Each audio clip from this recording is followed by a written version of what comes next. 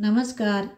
आज मैं सुना रही हूँ मुंशी प्रेमचंद जी की कहानी दूध का दाम।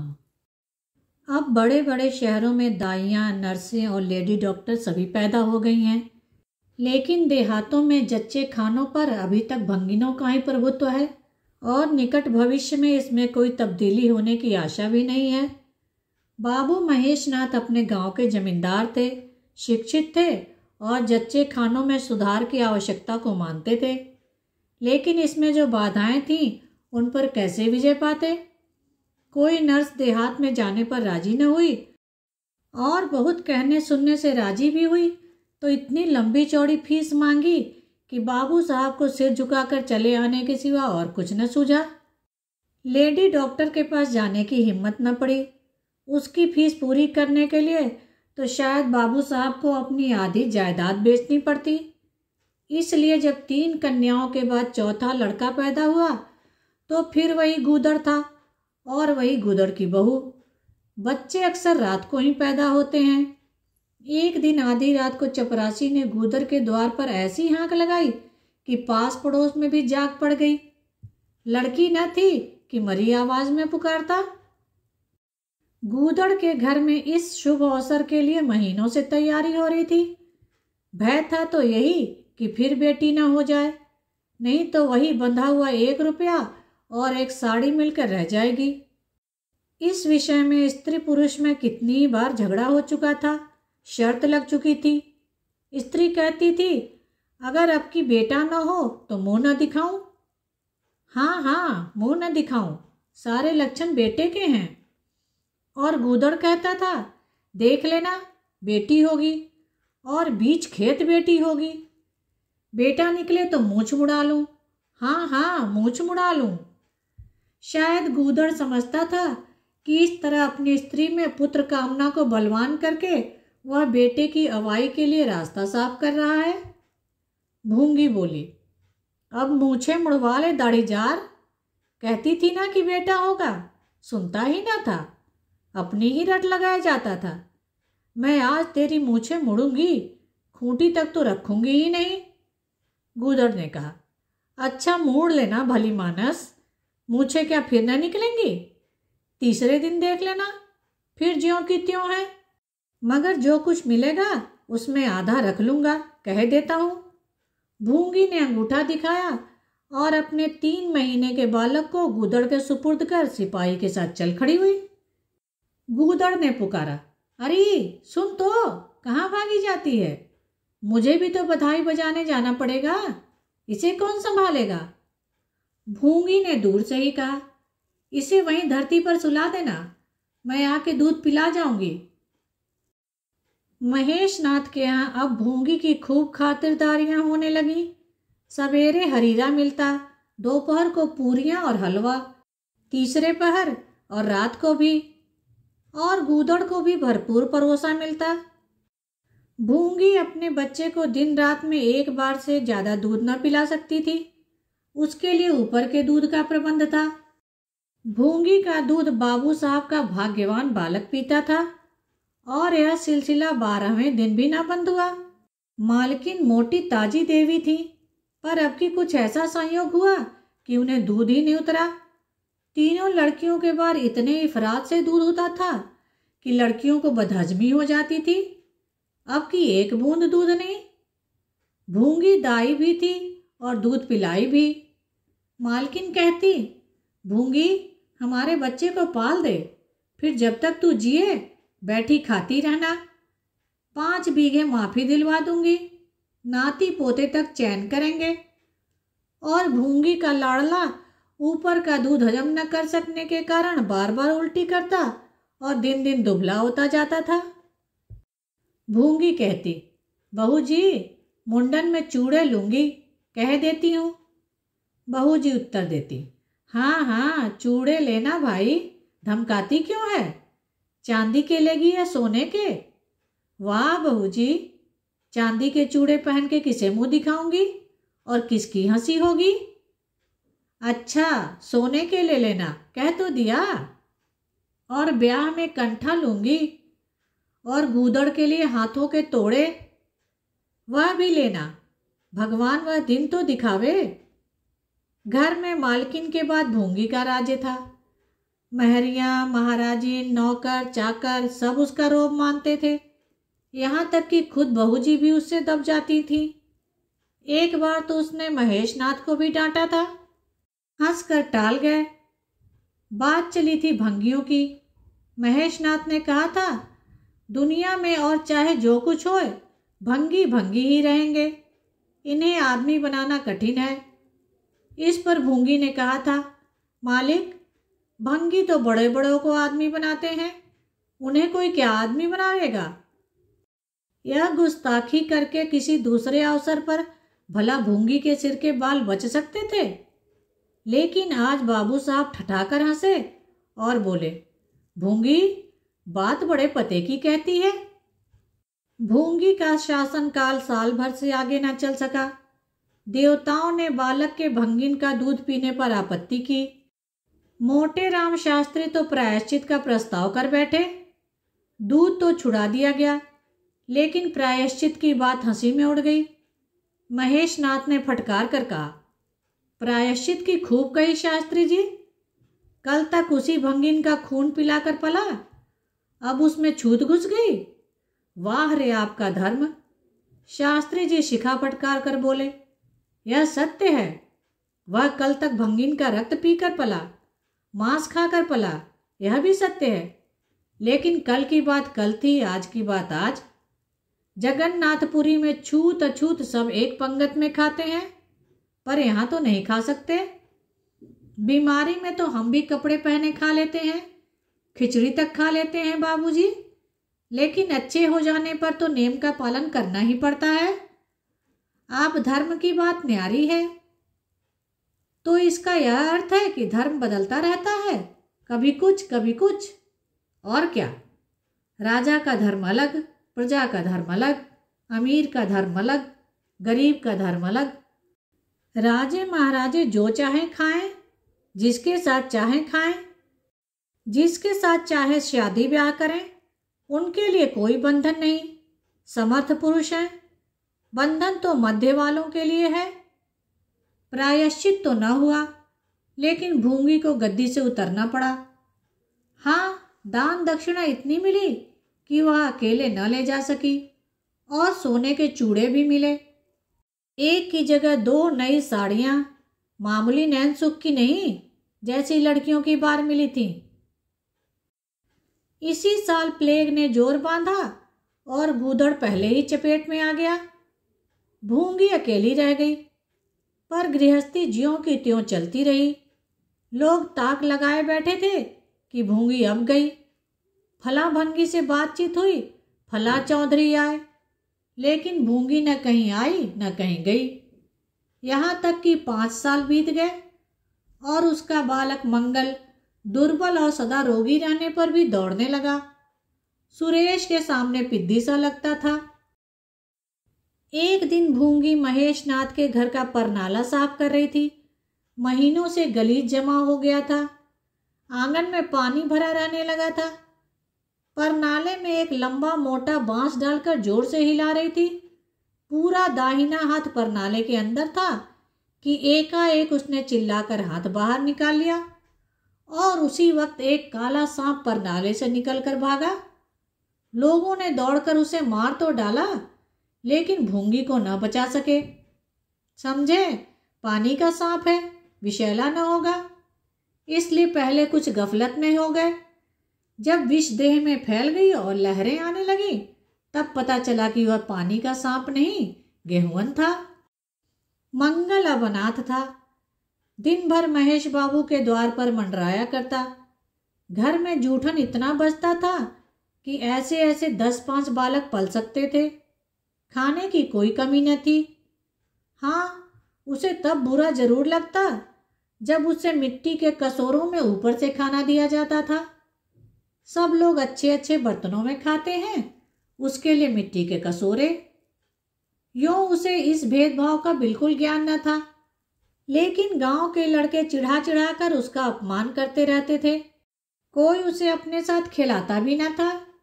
यहाँ तक कि जिस टाट पर वह सोता था वह भी अछूत था। मकान के सामने एक नीम का पेड़ था। इसी के नीचे मंगल का डेरा था। एक फटा सा टाट का टुकड़ा, 2 मिट्टी के कसोरे और एक धोती जो सुरेश बाबू की उतारन थी। जाड़ा, गर्मी, बरसात, हर एक मौसम में वह जगह एक सी आरामदेह थी। और भाग्य का बली मंगल झुलसती हुई लू, गलते हुए जाड़े और मूसलाधार वर्षा में भी जिंदा और पहले से कहीं स्वस्थ था। बस उसका अपना कोई न था। तो गांव का एक कुत्ता जो अपने सहवर्गियों के जुल्म से दुखी होकर मंगल की शरण में आ पड़ा था। दोनों एक ही खाना खाते, एक ही टाट पर सोते। तबीयत भी दोनों की एक सी थी और दोनों एक दूसरे के स्वभाव को जान गए थे। कभी आपस में झगड़ा न होता। गांव के धर्मात्मा लोग बाबू साहब की इस उदारता पर आश्चर्य करते। ठीक द्वार के सामने 50 हाथ भी न होगा, मंगल का पड़ा रहना उन्हें 16 आने धर्म विरुद्ध जान पड़ा। छी, यही हाल रहा तो थोड़े ही दिनों में धर्म का अंत ही समझो। भंगी को भी भगवान ने रचा है, यह हम भी जानते हैं। उसके साथ हमें किसी तरह का न्याय न करना चाहिए, यह किसे नहीं मालूम। भगवान का तो नाम ही पतित पावन है, लेकिन समाज की मर्यादा भी कोई वस्तु है। उस द्वार पर जाते हुए संकोच होता है। गांव के मालिक हैं, जाना तो पड़ता ही है, लेकिन बस यही समझ लो घृणा होती है। मंगल और टॉमी में गहरी बनती थी। मंगल कहता, देखो भाई टॉमी, जरा और खिसक कर सो। आखिर मैं कहाँ लेटूं? सारा टाट तो तुमने घेर लिया है। टॉमी कूं कूं करता, दुम हिलाता और खिसक जाने के बदले और ऊपर चढ़ाता और मंगल का मुंह चाटने लगता। शाम को वह एक बार रोज अपने घर देखने और थोड़ी देर रोने जाता। पहले साल फूस का छप्पर गिर पड़ा, दूसरे साल एक दीवार गिरी और अब केवल आधी आधी दीवारें खड़ी थीं, जिनका ऊपरी भाग नोकदार हो गया था। यही उसे स्नेह की संपत्ति मिली थी। वही स्मृति, वही आकर्षण, वही प्यार उसे एक बार उस उजाड़ में खींच ले जाता था और टॉमी सदैव उसके साथ होता था। मंगल नोकदार दीवार पर बैठ जाता और जीवन के बीते और आने वाले स्वप्न देखने लगता और बार बार उछलकर उसकी गोद में बैठने की असफल कोशिश करता। एक दिन कई लड़के खेल रहे थे। मंगल भी पहुंचकर दूर खड़ा हो गया। या तो सुरेश को उस पर दया आ गई या खेलने वालों की जोड़ी पूरी न पड़ती थी, कह नहीं सकते। जो कुछ भी हो, तजवीज़ की आज मंगल को भी खेल में शरीक कर लिया जाए। यहाँ कौन आता है देखने? क्यों रे मंगल, खेलेगा? मंगल बोला, ना भैया, कहीं मालिक देख लें तो मेरी चमड़ी उघाड़ दी जाए। तुम्हें क्या, तुम तो अलग हो जाओगे। सुरेश ने कहा, तो यहाँ कौन आता है देखने बे? चल, हम लोग सवार सवार खेलेंगे। तू घोड़ा बनेगा, हम लोग तेरे ऊपर सवारी करके दौड़ाएंगे। मंगल ने शंका की, मैं बराबर घोड़ा ही रहूंगा कि सवारी भी करूंगा, यह बता दो। यह प्रश्न टेढ़ा था, किसी ने इस पर विचार न किया था। सुरेश ने एक क्षण विचार करके कहा, तुझे कौन अपनी पीठ पर बैठाएगा, सोच। आखिर तू भंगी है कि नहीं? मंगल भी खड़ा हो गया, बोला, मैं कब कहता हूं कि भंगी नहीं हूं? लेकिन तुम्हें मेरी माँ ने अपना दूध पिलाकर पाला है। जब तक मुझे भी सवारी करने को न मिलेगी, मैं घोड़ा न बनूंगा। तुम लोग बड़े चगड़ हो। आप तो मजे से सवारी करोगे और मैं घोड़ा ही बना रहा हूं। सुरेश ने डपट कर कहा, तुझे घोड़ा बनना पड़ेगा। और मंगल को पकड़ने दौड़ा। मंगल भागा, सुरेश ने दौड़ाया। मंगल ने कदम और तेज किया, सुरेश ने भी जोर लगाया, मगर वह बहुत खा खा कर तुलतुल हो गया था और दौड़ने में उसकी सांस फूलने लगती थी। आखिर उसने रुक कर कहा, आकर घोड़ा बनो मंगल, नहीं तो कभी पा जाऊंगा तो बुरी तरह पीटूंगा। तुम्हें भी घोड़ा बनना पड़ेगा। अच्छा, हम भी बन जाएंगे। तुम पीछे से निकल जाओगे, पहले तुम घोड़ा बन जाओ, मैं सवारी कर लूं, फिर मैं बनूंगा। सुरेश ने सचमुच चकमा देना चाहा था, मंगल का यह मुतालबा सुनकर साथियों से बोला, देखते हो इसकी बदमाशी, भंगी है ना। तीनों ने मंगल को घेर लिया और उसे जबरदस्ती घोड़ा बना दिया। सुरेश ने चटपट उसकी पीठ पर आसन जमा लिया और टिक टिक करके बोला, चल घोड़े चल। मंगल कुछ देर तक तो चला, लेकिन उस बोझ से उसकी कमर टूटी जाती थी। उसने धीरे से पीठ सिकोड़ी और सुरेश की रान के नीचे से सरक गया। सुरेश महोदय लद्द से गिर पड़े और भोंपू बजाने लगे। माँ ने सुना, सुरेश कहीं रो रहा है। सुरेश कहीं रोए तो उनके तेज कानों में जरूर भनक पड़ी जाती थी, और उसका रोना भी बिल्कुल निराला होता था, जैसे छोटी लाइन के इंजन की आवाज। मेहरी से बोली, देख तो सुरेश कहीं रो रहा है, पूछ तो किसने मारा है। इतने में सुरेश आंखें मलता हुआ आया। उसे जब रोने का अवसर मिलता था तो माँ के पास फरियाद लेकर जरूर आता था। माँ मिठाई या मेवे देकर आंसू पोंछ देती थी।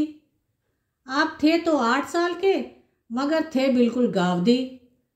हद से ज्यादा प्यार ने उनकी बुद्धि के साथ वही किया था जो हद से ज्यादा भोजन ने उनकी देह के साथ। माँ ने पूछा, क्यों रोता है सुरेश, किसने मारा। सुरेश ने रोकर कहा, मंगल ने छू दिया। माँ को विश्वास न आया। मंगल इतना निरीह था कि उससे किसी तरह की शरारत की शंका न होती थी, लेकिन जब सुरेश कस्में खाने लगा तो विश्वास करना लाजिमी था। मंगल को बुलाकर डांटा, क्यों रे मंगल, अब तुझे बदमाशी सूझने लगी। मैंने तुझसे कहा था सुरेश को कभी मत छूना, याद है कि नहीं, बोल। मंगल ने दबी जबान में कहा, याद क्यों नहीं है, तो फिर तूने उसे क्यों छुआ। मैंने नहीं छुआ। तूने नहीं छुआ तो वह रोता क्यों था। गिर पड़े, इससे रोने लगे। चोरी और सीना जोरी। देवी जी दांत पीस कर रह गई। मारती तो उसी दम स्नान करना पड़ता, छड़ी तो हाथ में लेनी ही पड़ती, और छूत का विद्युत प्रवाह इस छड़ी के रास्ते उनकी देह में आ जाता। इसलिए जहां तक गालियां दे सकी दी, और हुक्म दिया कि अभी अभी यहां से निकल जा। फिर जो इस द्वार पर तेरी सूरत नजर आई तो खून ही पी जाऊंगी। मुफ्त की रोटियां खा खा कर शरारत सूझती है। मंगल में गैरत तो क्या थी, हाँ डर था। चुपके से अपने सकोरे उठाए, टाट का टुकड़ा बगल में दबाया, धोती कंधे पर रखी और रोता हुआ वहां से चल पड़ा। अब वह यहां कभी ना आएगा। यही तो होगा कि भूखों मर जाएगा। क्या हरज है, इस तरह जीने से फायदा ही क्या। गांव में उसके लिए और कहाँ ठिकाना था। भंगी को कौन पनाह देता। उसी खंडहर की ओर चला जहां भले दिनों की स्मृतियां उसके आंसू पहुंच सकती थी, और खूब फूट फूट कर रोया। उसी क्षण टॉमी भी उसे ढूंढता हुआ आ पहुंचा। दोनों फिर अपनी व्यथा भूल गए। लेकिन ज्यों ज्यों दिन का प्रकाश क्षीण होता जाता था, मंगल की ग्लानि भी क्षीण होती जाती थी। बचपन को बेचैन करने वाली भूख देह का रक्त पी पी कर और भी बलवान होती जाती थी। आंखें बार बार कसोरों की ओर उठ जाती। वहां अब तक सुरेश की झूठी मिठाइयां मिल गई होती, यहाँ क्या धूल फांके। उसने टॉमी से सलाह की, खाओगे क्या टॉमी, मैं तो भूखा लेटा रहूंगा। टॉमी ने कूं कूं करके कहा, इस तरह का अपमान तो जिंदगी भर सहना है। यो हिम्मत हारोगे तो कैसे काम चलेगा। मुझे देखो ना, कभी किसी ने डंडा मारा, चिल्ला उठा, फिर जरा देर बाद दुम भुलाता हुआ उसके पास जा पहुंचा। हम तुम दोनों इसीलिए बने हैं भाई, मंगल ने कहा। तो तुम जाओ, जो कुछ मिले खा लो, मेरी परवाह न करो। टॉमी ने श्वान भाषा में कहा, अकेला नहीं जाता, तुम्हें साथ लेकर चलूंगा। मैं नहीं जाता तो मैं भी नहीं जाता। भूखों मर जाओगे तो क्या तुम जीते रहोगे। मेरा कौन बैठा है जो रोएगा। यहां भी वही हाल है भाई, कुआर में जिस कुतिया से प्रेम किया था उसने बेवफाई की और अब कल्लू के साथ है। खैरियत यही हुई कि अपने बच्चे लेती गई, नहीं तो मेरी जान गाढ़े में पड़ जाती। 5-5 बच्चों को कौन पालता। एक क्षण के बाद भूख ने एक दूसरी युक्ति सोच निकाली। मालकिन हमें खोज रही होंगी, क्यों टॉमी? और क्या, बाबूजी और सुरेश खा चुके होंगे। कहार ने उनकी थाली से जूठन निकाल लिया होगा और हमें पुकार रहा होगा। बाबूजी और सुरेश दोनों की थालियों में घी खूब रहता है और वह मीठी मीठी चीज, हाँ मलाई, सब का सब घूरे पर डाल दिया जाएगा। देखें, हमें खोजने कोई आता है। खोजने कौन आएगा? क्या कोई पुरोहित हो? एक बार मंगल मंगल होगा और बस थाली पर नाले में उड़ेल दी जाएगी। अच्छा तो चलो चलें, मगर मैं छिपा रहूंगा। अगर किसी ने मेरा नाम लेकर न पुकारा तो लौट आऊंगा, यह समझ लो। दोनों वहां से निकले और आकर महेशनाथ के द्वार पर अंधेरे में दुबक कर खड़े हो गए। मगर टॉमी को सब्र कहाँ, वह धीरे से अंदर घुस गया। महेशनाथ और सुरेश थाली पर बैठ गए हैं। बरोठे में धीरे से बैठ गया, मगर डर रहा था कि कोई डंडा न मार दे। नौकर में बातचीत हो रही थी। एक ने कहा, आज मंगलवा नहीं दिखाई देता। मालकिन ने डांटा था, इससे भागा है शायद। दूसरे ने जवाब दिया, अच्छा हुआ निकाल दिया गया, सवेरे सवेरे भंगी का मुंह देखना पड़ता था। मंगल और अंधेरे में खिसक गया। आशा गहरे जल में डूब गई। महेशनाथ थाली से उठ गए। नौकर हाथ धुला रहा था। अब हुक्का पिएंगे और सोएंगे। सुरेश अपनी माँ के पास बैठा कोई कहानी सुनता सुनता सो जाएगा। गरीब मंगल की किसे चिंता है। इतनी देर हो गई, किसी ने भूल से भी ना पुकारा। कुछ देर तक वह निराश खड़ा रहा, फिर एक लंबी सांस खींचकर जाना ही चाहता था कि कहार पत्तल में थाली का जूठन ले जाता नजर आया। मंगल अंधेरे से निकलकर प्रकाश में आ गया। अब मन को कैसे रोके। कहार ने कहा, अरे तू यहाँ था, हमने समझा कि कहीं चला गया। ले खा ले, मैं फेंकने जा रहा था। मंगल ने दीनता से कहा, मैं तो बड़ी देर से यहाँ खड़ा था। तो बोला क्यों नहीं? मारे डर के। अच्छा ले खा ले। उसने पत्तल को ऊपर उठाकर मंगल के फैले हुए हाथों में डाल दिया। मंगल ने उसकी ओर ऐसी आंखों से देखा जिसमें दीन कृतज्ञता भरी हुई थी। टॉमी भी अंदर से निकल आया। दोनों वहीं नीम के नीचे पत्तल में खाने लगे। मंगल ने एक हाथ से टॉमी का सिर सहलाकर कहा, देखा, पेट की आग ऐसी होती है। यह लात की मारी हुई रोटियां भी न मिलती तो क्या करते। टॉमी ने दुम हिला दिया। सुरेश को अम्मा ने पाला था। टॉमी ने फिर दुम हिलाई। लोग कहते हैं दूध का दाम कोई नहीं चुका सकता, और मुझे दूध का यह दाम मिल रहा है। टॉमी ने फिर दुम हिलाई। धन्यवाद। कहानी को लाइक करें और शेयर करें। मेरे चैनल को सब्सक्राइब कर लें, जिससे सभी कहानियाँ आपको समय पर मिल जाएं।